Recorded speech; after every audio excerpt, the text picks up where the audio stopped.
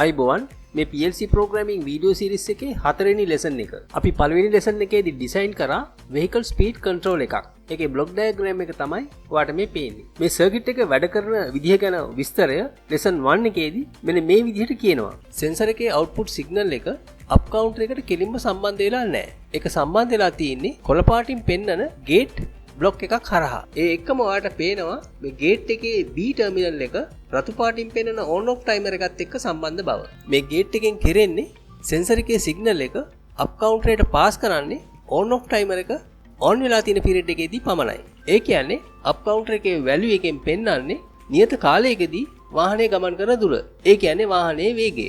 on off timer එක on වෙන හැම අවස්ථාවකදීම කවුන්ටර් එක අලුත් අගයකට කවුන්ට් විය යුතු නිසා මේ නිල් පාටින් පෙන්වන positive edge detector එකෙන් on off timer එක on වෙන මොහොතේදී කවුන්ටර් එක රීසෙට් කරනවා. ඒ වගේම කහ පාටින් පෙන්වන negative edge detector එකෙන් on off timer එක off වෙන මොහොතේදී කවුන්ටර් එකේ වැලියු එක රෙජිස්ටර් එකේ ස්ටෝර් කර ගන්නවා. අවසානයේදී රෝස පාටින් පෙන්වන කම්පැරටර් එකෙන් වාහනයේ ගමන් කළ යුතු උපරිම වේගය වෙන set value එකට වඩා actual speed value එක වැඩි වුණොත් output alarm එක on වෙනවා.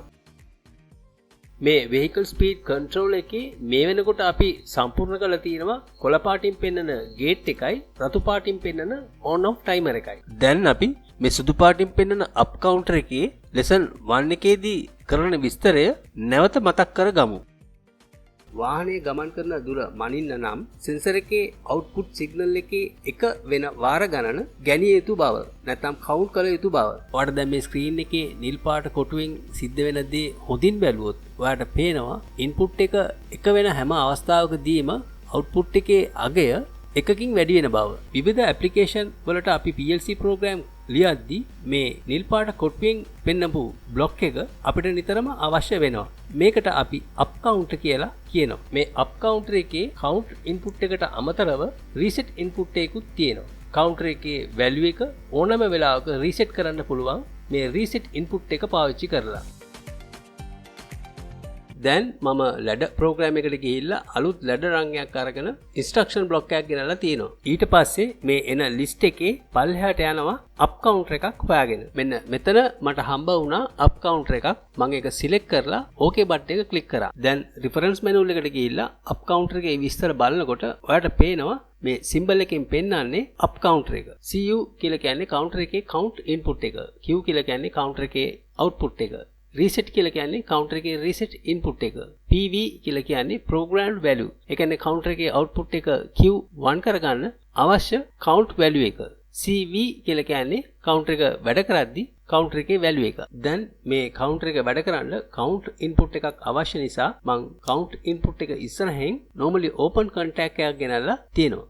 ඒක digital output 1 හැටියට මම සිලෙක්ට් කරනවා. ladder diagram එකක් කියලා කියන්නේ බොහෝ දුරට electrical circuit එකක් හා සමානයි. මේක මේ පැත්තට හරවපුවාම ඔයාලට මේක විස්තර කරන්න පහසුයි. අපි මේ ladder diagram එකේ output එකක් ගන්නකොට ඒක සඳහන් කරලා තියෙන්නේ direct coil කියලා. ඒ කියන්නේ output එක එක්ක relay එකක් එහෙම නැත්නම් magnetic contactor එකක් වෙන්න ඕනේ. ඔයා lesson 1 එකේදී ඉගෙන ගත්තා relay එකක output contact එකක් තවත් circuit එකක input එකක් කරගන්න පුළුවන් බව. ඒ අනුව digital output 01 කියන relay එකේ contact එකක් counter එකේ input එකට දාලා තියෙන බව ඔයාට අවබෝධ ඇති. දැන් අපිට අවශ්‍යයි counter එකට output එකක් connect කරන්න. මම direct coil එකක් අරගෙන counter එක පිටිපස්සෙන් තියලා ඒක නම් කරනවා digital output 2 හැටියට. ඊට පස්සේ මම counter එකේ programmed value එක 10ක් කියලා enter කරනවා. දැන් program එක download කරලා run කරා. ඔයාලට පේනවා digital output 01 එක on වෙනවා off වෙනවා දිගටම. මේක අපි lesson 3 එකේදී ඉගෙන ගත්තා. මේ output එක counter එකට input වෙන නිසා counter එකේ count value එක වැඩි වෙන බව ඔයාලට පේනවා. මේ විදිහට වැඩි වෙගෙන ගිහිල්ලා counter value එක 10 වෙනකොට counter එකේ output එක Q on වෙන බව ඔයාලට පේනවා.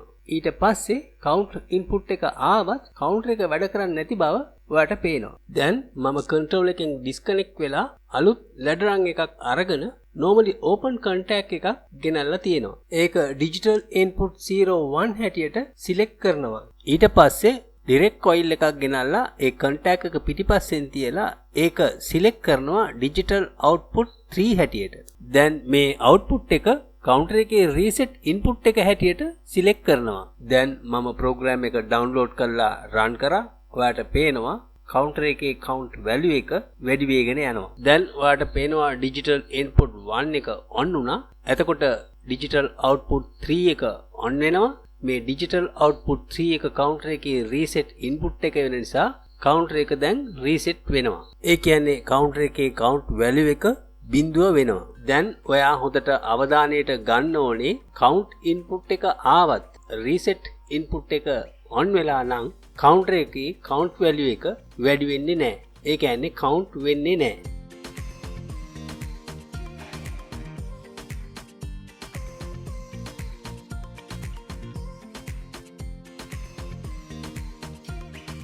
දැන් මම කන්ට්‍රෝල් එකෙන් ඩිස්කනෙක්ට් වෙලා normally open contact එක පිටිපස්සට instruction block එකක් ගෙනල්ලා තියෙනවා. දැන් list එකේ පල්ලෙහාට ගිහිල්ලා pulse timer එකක් select කරලා OK button එක click කරනවා. අපි දැන් තුන්වෙනි lesson එකේදී pulse timer ගැන ඉගෙන ගත්ත විදිහට මම pulse time එක enter කරනවා තත්පර එකක් හැටියට.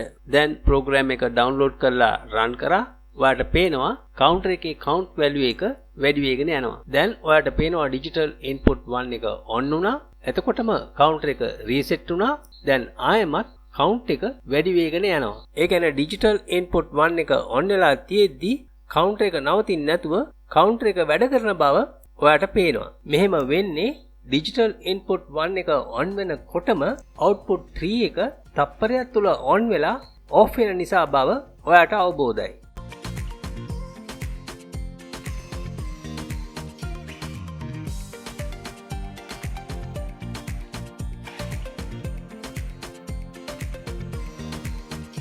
දැන් counter එකේ count value එක 10 වුණා. එතකොට Q output එක on වුණා. ඒ කියන්නේ set point එකට ආවා counter එක නැවතුණා. දැන් count එක වැඩි වෙන්නේ නැහැ. දැන් මේ counter එක reset කරන්න නම් input 1 එක off කරලා ආපහු on කරන්න වෙන බව හොඳින් අවබෝධ කරගන්න. මේ විදිහට input එකක් on වෙන මොහොතේදී output pulse එකක් එන එක, ඒ කියන්නේ input එකේ positive edge එකේදී pulse එකක් එන එක positive edge direction කියලා කියනවා. දැන් මම control එකෙන් disconnect වෙලා මේ pulse timer එක delete කරලා අලුත් instruction block එකක් ගෙනල්ලා එන list එකේ පල්ලෙහාට යනවා positive edge detector එකක් හම්බෙනකම්. දැන් මට හම්බ වුණා positive edge detector එහෙම නැත්නම් rising edge detector select කරලා OK කරා. දැන් මම program එක download කරලා run කරා. ඔයාට පේනවා counter එකේ value එක වැඩි වෙනවා. දැන් digital input 1 එක on වුණා.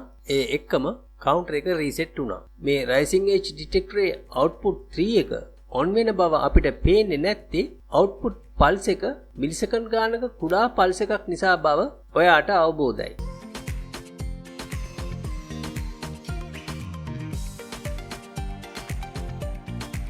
දැන් මම මේ control එකෙන් disconnect වෙලා rising edge detector delete කරලා අලුත් instruction block එකක් අරගෙන list එකේ පල්ලෙහාට යනවා negative edge detector එකක් හොයාගෙන.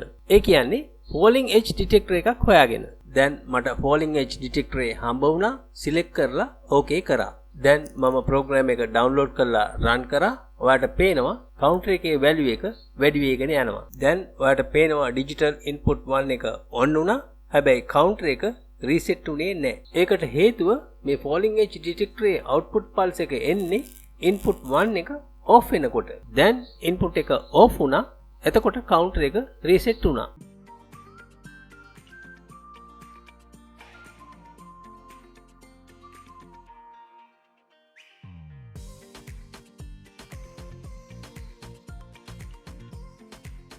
අපි දැන් මේ ladder diagram එකේ edge detectors ගැන ලියපු diagrams functional block diagram එකේ කරන විදිය ගැන බලමු. මම දැන් මේ උඩින් තිබුණු AND gate එකේ කොටස తాවකාලිකව delete කරනවා. ඊට පස්සේ on off timer එකේ කොටස screen එකේ උඩට අරගෙන යනවා. ඊට පස්සේ අලුත් instruction block එකක් අරගෙන තියලා list එකෙන් තෝරගන්නවා up counter එකක්. select කරලා OK කරනවා. දැන් counter එකේ count input එක, ඒ කියන්නේ CU කියලා කියන terminal එක on off timer එකේ output එක, ඒ කියන්නේ not gate එකේ output එකට connect කරනවා. දැන් counter එකේ set point එක, ඒ කියන්නේ program value එක 10ක් හැටියට enter කරනවා. දැන් තියෙන්නේ counter එකේ output එක connect කරන්න. මම direct coil එකක් ගෙනල්ලා counter එකේ පිටිපස්සෙන් තියලා ඒක select කරනවා digital output 2 හැටියට. දැන් මේ සර්කිට් එක සම්පූර්ණ වෙන්න නම් ඩිරෙක්ට් කොයිල් එකට නෙගටිව් රේල් එකක් කනෙක්ට් වෙන්න ඕනේ බව ඔයාලට අවබෝධයි. දැන් මම ආපහු අලුත් ඉන්ස්ට්‍රක්ෂන් බ්ලොක් එකක් ගෙනල්ලා ස්ක්‍රීන් එක උඩින් තියලා ලිස්ට් එකේ පල්ලෙහාට ගිහිල්ලා රයිසිං එජ් ඩිටෙක්ටර් එකක් සිලෙක්ට් කරලා OK බටන් එක ක්ලික් කරනවා. ඊට පස්සේ ටූල් බොක්ස් එක උඩ ක්ලික් කරලා normally open contact එකක් ගෙනල්ලා rising edge එක ඉස්සරහින් තියෙනවා. ඊට පස්සේ මේ input එක digital input 01 හැටියට select කරනවා. ඊට පස්සේ මේ contact එක rising edge detector එකේ input එකත් එක්ක connect කරනවා. ඔයා දන්නවා input contact එකක් positive rail එකත් එක්ක connect වෙන්න ඕනේ බව. දැන් මම falling edge detector එකේ output එකයි counter එකේ reset terminal එකයි එකට කනෙක්ට් කරනවා. දැන් මම ප්‍රෝග්‍රෑම් එක ඩවුන්ලෝඩ් කරලා රන් කරා. ඔයාලට පේනවා කවුන්ටර් එකේ ඉන්පුට් එක on off වෙනවා. කවුන්ටර් වැලියු එක වැඩි වෙනවා. දැන් ඩිජිටල් ඉන්පුට් 1 එක on වුණා. එතකොටම කවුන්ටර් එක රීසෙට් වුණා. හැබැයි කවුන්ට් එක නවතින්නේ නැතුව දිගටම කවුන්ටර් එක වැඩ කරනවා. ඩිජිටල් ඉන්පුට් 1 එක on වෙලා තිබුණත්. ඒ කියන්නේ ඩිජිටල් ඉන්පුට් 1 එකේ පොසිටිව් එජ් එකේදී රයිසිං එජ් ඩිටෙක්ටර් එකෙන් අවුට්පුට් වෙන පල්ස් එක කවුන්ටර් එක රීසෙට් කරන බව ඔයාලට අවබෝධයි. දැන් මම මේ රයිසිං එජ් ඩිටෙක්ටර් එක ඩිලීට් කරලා ෆෝලිං එජ් ඩිටෙක්ටර් එකක් ගන්නවා.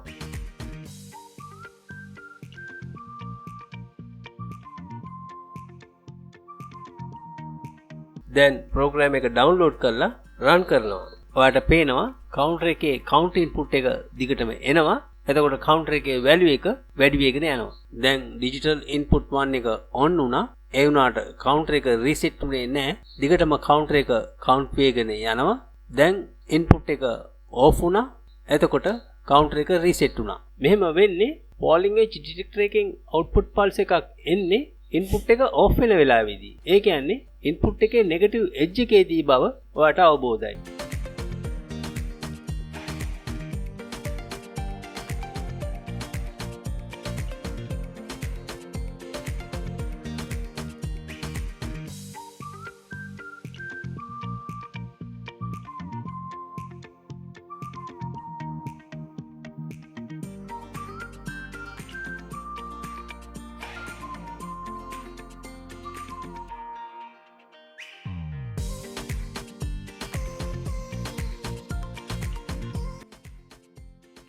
දැන් අපිට පුළුවන් vehicle speed control එකේ ඉතුරු කොටස සම්පූර්ණ කරන්න. දැන් මම on off timer එක විතරක් ඉතුරු කරගෙන අනිත් circuits ටික delete කරලා දානවා. දැන් අපි කොළ පාටින් පෙන්නන gate එකයි රතු පාටින් පෙන්නන on off timer එකයි අවසානයේ ඇඳපු තැනට ඇවිල්ලා තියෙනවා. දැන් මට අවශ්‍යයි සුදු පාටින් පෙන්නන up counter එක screen එකට ගන්න. ඒකට මම දකුණු පැත්තේ තියෙන tool box එක උඩ click කරලා instruction block එකක් අරන් screen එකේ තියලා list එකේ පල්ලෙහාට ගිහිල්ලා up counter එක select කරගන්නවා. දැන් ඔයාට කොළ පාටින් පෙන්නන AND gate එකට output එකක් අවශ්‍ය නැති බව උඩ තියෙන අපි design කරපු circuit එකේ පේනවා. දැන් මම AND gate එකේ output එක counter එකේ count input එකත් එක්ක connect කරනවා. ඊට පස්සේ තියෙන්නේ නිල් පාටින් පෙන්නන positive edge detector එක screen එකට ගන්න. දැන් මම instruction block එකක් ගෙනලා screen එකෙන් තියලා positive edge detector එකක් select කරගත්තා. ඔයාට උඩ design කරපු circuit එකේ පේනවා positive edge detector input එක on off timer එකේ output එකත් එක්ක connect වෙන්න ඕනේ බව. ඒ කියන්නේ on off timer එකේ තියෙන not gate එකේ output එකත් එක්ක positive edge detector input එක connect වෙන්න ඕනේ බව ඔයාට අවබෝධයි. දැන් අපිට තියෙන්නේ positive edge detector output එක counter එකේ reset එකත් එක්ක connect කරන්න. දැන් තියෙන්නේ කහ පාටින් පෙන්නන negative edge detector screen එකට ගන්න. දැන් මම instruction block එකක් screen එකට ගෙනලා තියලා negative edge detector එහෙම නැත්නම් falling edge detector එකක් select කරගත්තා. දැන් on off timer එකේ output එක falling edge detector input එකත් එක්ක connect කරා. ඊට පස්සේ තියෙන්නේ falling edge detector output එක counter එකේ value එක store කරලා තියාගන්න register එකත් එක්ක connect වෙන්න. අපි දැන් දන්නේ නැහැ මේ registers කියලා කියන්නේ මොනවටද කියලා. අපි ඊළඟ වීඩියෝ එකේදී මේ data registers ගැන ඉගෙන ගමු. ඔයා මේ දක්වා ඉගෙන ගත්තා instruction blocks 10ක් ගැන. on delay timer, off delay timer, on off delay timer, pulse timer, AND gate, OR gate, NOT gate, rising edge detector, falling edge detector, up counter. ඔයා දන්නවා instruction blocks ඔක්කොම 165ක් තිබෙන බව. අපිට තව ඉගෙන ගන්න තියෙනවා instruction blocks 165ක් ගැන. ඉතින් channel එක subscribe කරන්න. automation engineer කෙනෙක් වෙන්න ඉන්න කැමැත්තෙන් ඉන්න අයට මේ වීඩියෝ එක share කරන්න. අපි ඊළඟ වීඩියෝ එකේදී data registers ගැන ඉගෙන ගමු.